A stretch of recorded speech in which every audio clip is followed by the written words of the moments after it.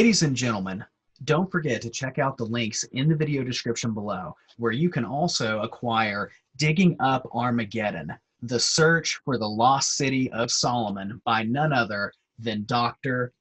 Cline. It is a fantastic book that takes you through not just the history of Megiddo, but the history of those who brought it to our understanding, who guided us through it, who excavated it, the hardships and drama that they endured, and the fascinating stories of the men and women who shaped archaeology of their day. It comes in a book format. You can get it on Kindle, but also what is absolutely fantastic is if you get and download the audiobook, you get to listen to Dr. Cline himself take you through his awesome work. And I can't recommend it enough. Hello, everyone. Thank you for checking out my YouTube channel today, The Study of Antiquity and the Middle Ages. As always, I am your host, Nick Barksdale, and today we are joined by a very special guest. Many of you are going to take one look. You know who he is. You've read his books. You've watched his lectures. You've listened to him. Ladies and gentlemen, I present to you Dr. Cline. It's wonderful to be here. Thank you. It's a pleasure to have you on. I mean, really, I can't begin to describe how big of a fan I am, along with many of my subscribers as well. When I told them that you were going to eventually be coming on, people were freaking out. So it was a pretty great interaction. I can't wait to get started. So, Dr. Cline, for those who may not know or may not be as familiar with you, would you mind telling us a little bit about yourself? Sure, not a problem.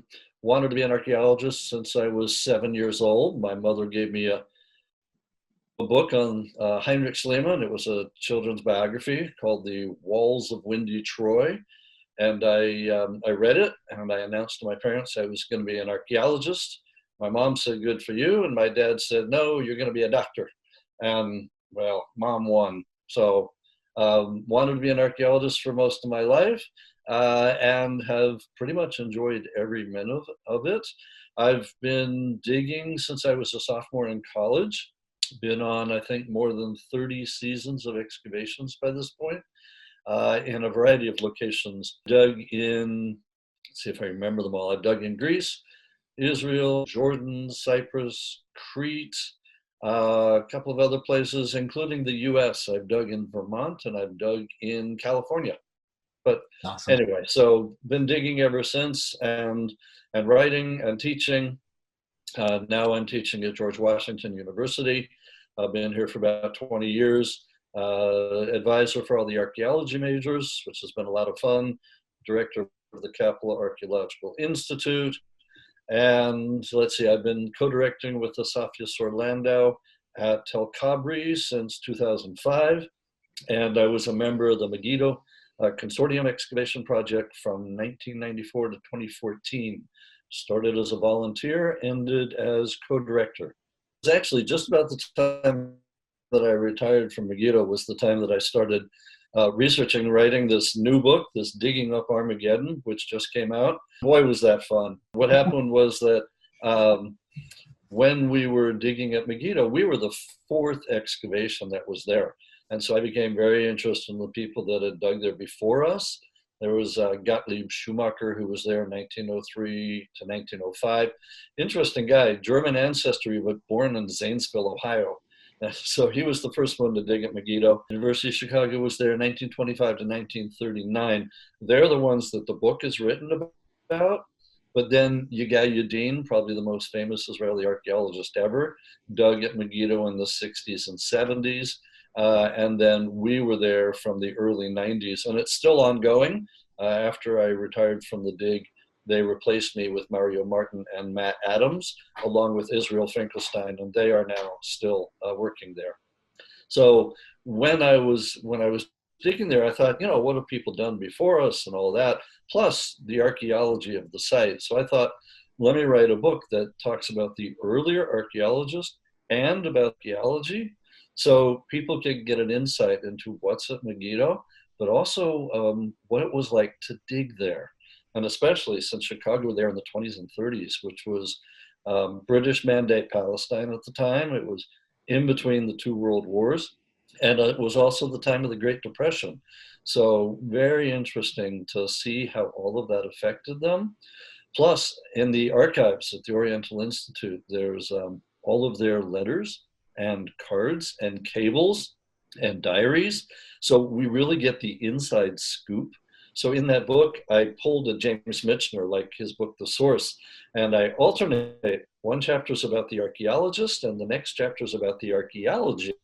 So you can see the personnel problems in one year, and then you can also see what they found that year. It's probably the most fun I've had researching and writing any book. And now that it's just out, I'm actually really sad because I'd love to have continued, but it was already getting way beyond the word length. And I thought, let me keep it at a length where people are interested. One of the best parts about it is I got to narrate the audio version, which I've never done before. So I am the voice that you hear for almost 15 hours walking through. So boy, that was tough to record it, but lots of fun. And hearing the finished audio is so much fun. So especially now when everybody's in isolation and all that, you have to wait quite a while for the hard copy, but the Kindle downloads instantly, and so does the audio. So if you're looking to escape from today's world, I would say download the audio, listen to me, and just go back to Megiddo in the 20s. It's a lot of fun. All right. So, how many times have you been to Megiddo specifically? Specifically, gosh, well, the easier way to put it would be I started digging there in 1994. I was there until 2014, as I mentioned. We dug every other season, so it would have been 20 years with 10 seasons, so that's 10 right there. I know for a fact I went a couple times before, back in the 80s, for example. And then I've been there visiting and leading tours and such since. So minimum 10, probably maximum 20 times. But, those 10 times I was there for between 6 and 8 weeks each time. So it's one of my favorite places in the world. In fact, some of my favorite moments are when we would get up on the tell, the ancient mound, before 5 a.m. because that's when we started digging. And so we would get there at about 4:45 or 10:05, and we'd walk up to the top. We'd put up our tents. We'd start drinking, our coffee, munching on breakfast bars. And I would look out over the Jezreel Valley. We were there early enough that the sun would be rising behind Mount Tabor across the valley.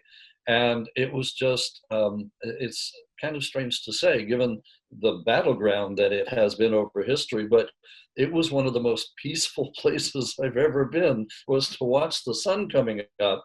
The problem was, of course, we'd be being bitten by mosquitoes already, but never mind, It was a very pleasant and balmy, about 70 degrees at 5 in the morning. Of course, by later in the day, it'd be close to 100 and it would feel like an oven, and we'd be like, yeah, we really are digging at Armageddon. So yeah, so it's one of my favorite places. It really evokes memories.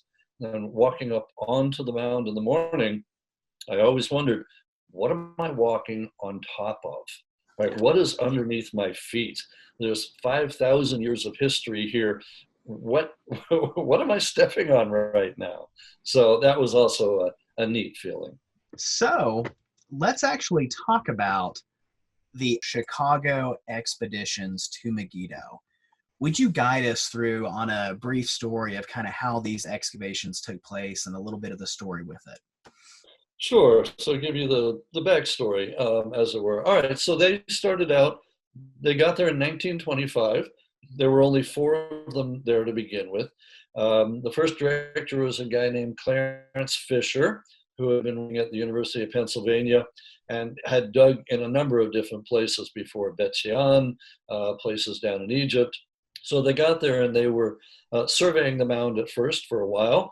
And that's where the first problems developed between Fisher, the director, and Higgins, the cartographer, who thought he should have been in charge of the dig, but wasn't.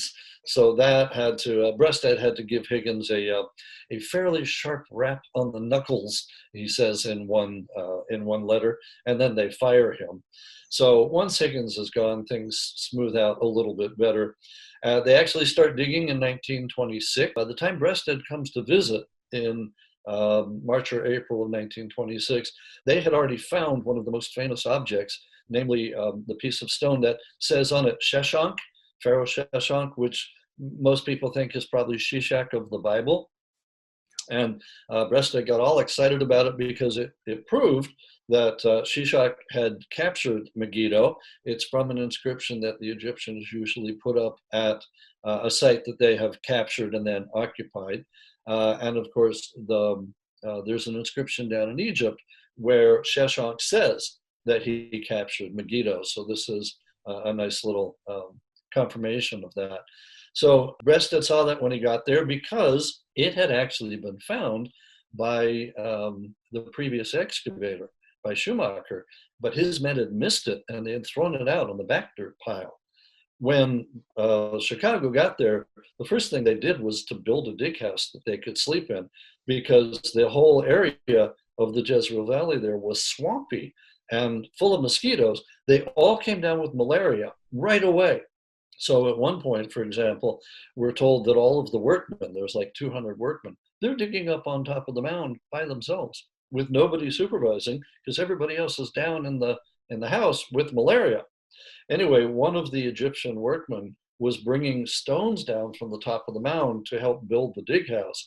And they were bringing rocks down from Schumacher's back dirt pile. And the Egyptian workman looked down at the rock he was carrying and said, "There's hieroglyphics on here." And when they got down there and they showed it eventually to Breasted, he said, "Oh my goodness, that's Sheshonk." So they found one of the great discoveries, even just as they're starting to dig, which is pretty neat. You can't ask for much more than that. So then, I mean, they immediately ran into problems again. There's always problems, but Fisher, being affected in particular with malaria, had to retire from the dig that next year. He was really only directing from 25 to 26. And then he gets replaced with a guy named PLO Guy. Interesting name given today's political situation, but Philip Longstaff Ord Guy, British, and PLO Guy was the director then until 1934. Under him, they found many of the most famous parts, including the so-called Stables of Solomon and the water tunnel that's at the site that a lot of tourists, they go through it as the last part of the tour. The Stables of Solomon is what really put Megiddo on the map. We actually have in the archives at the Oriental Institute, I found the cable that Guy sent back to Breasted announcing that he had found the Solomon Stables. Never mind, they're not Solomon's. They're probably 100 or 200 years later, and some say they're not even stables, but the tour guides still talk about the Stables of Solomon. I do think that they're stables. When I was there, starting in about 1998, we excavated more stables, and I am convinced that they are, at least were originally stables. They may have been reused later as storehouses or barracks or something, but they were certainly stables to begin with. But they're probably either Ahab and Omri's later, or even later than that, Jeroboam II's. So the thing that put Megiddo on the map, and it made headlines around the world, New York Times, you name it. They're still there. They're one of the biggest tourist attractions, but they're not Solomon's. So Guy found that. He also found the water tunnel, which took a lot of work to excavate out. It goes 100 feet straight down and then 300 feet straight out to the water source. So you could get your water even while you're being besieged without going outside the city. So he found that. But then there was a series of, shall we say, personnel problems, which I go into in detail in the book, which are a lot of fun to read about.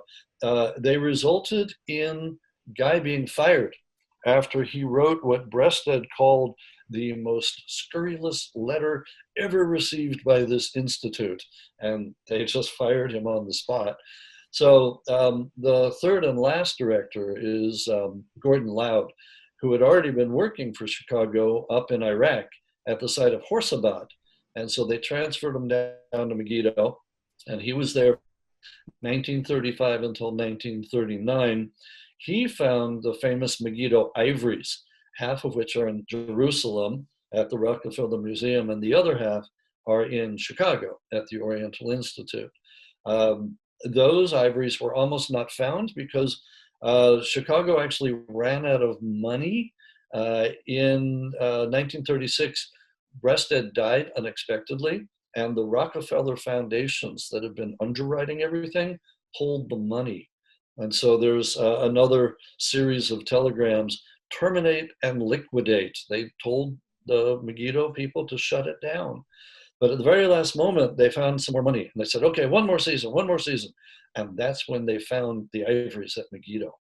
So they were almost not found, but then they were. Shortly thereafter, 1939 rolls around.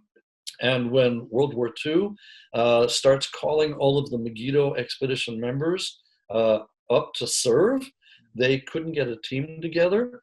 And so rather unexpectedly, because they thought they were going to go back and they had the money for it, the dig shuts down after the spring 1939 season, and they never go back. They have permission. They had written permission that as soon as the war was over, they could go back. But in the meantime, it did not happen. And then after 1948, after the Israeli War of Independence, the dig house burned down accidentally. A soldier was clearing out a bee's nest and accidentally lit the entire house on fire. And then it was looted and everything was stolen. And so the Chicago just said, no, never mind, we're not going back. We're going to dig elsewhere. And so, spoiler alert to let out the ending, 1955, Chicago sold the dig house and everything back to Israel, to the Department of Antiquities for $1. $1. And so Chicago at Megiddo ends in 1955, exactly 30 years, almost to the day that they had first shown up in 1925. So the story of the Chicago excavation, to me, was absolutely fabulous because first, it's set against the backdrop of between the two world wars. It's set against the backdrop of the Great Depression, and you can actually see how it affects them. But then you also get an idea of what it was like to be an archaeologist at that time, what their methods were like, what kind of tools they were using, how it's similar to today, and how it's different. So, for example, they basically invented aerial photography there. They had the first balloon. They filled it up and it had a camera attached to it, and it went up above the site, and they were able to take an overhead. They made a photo mosaic. So they were the first to do that. They were also the first to use what we call Munsell soil color charts, where you can say the exact color that the soil is, right? 10YR, 3.5, things like that. They actually used that in the 30s. So there's all kinds of innovations that they made at the dig. We're like, oh, that we do that today. Is that where that came from? So really interesting to see what it was like to be an archaeologist almost 100 years ago and to know what they lived through. So must have been tough being in that house, suffering from malaria, which they did eventually overcome. The government drained the swamp basically, but wow, talk about deprivation and hardship and being away for up to 10 months a year. Absolutely amazing stories. Having a solid house and AC and, your own privacy, I can't imagine, spending that long of a time with coworkers that you may not exactly like too much on top of that. So it's like your stress at work doing what we do and then what they went through, especially when you're also in an oven, so. Absolutely. Yeah. I frequently say that today, if you're coming as a volunteer, that being on a dig is like summer camp for adults. And I will not go, or I will not run a dig that doesn't have air conditioning.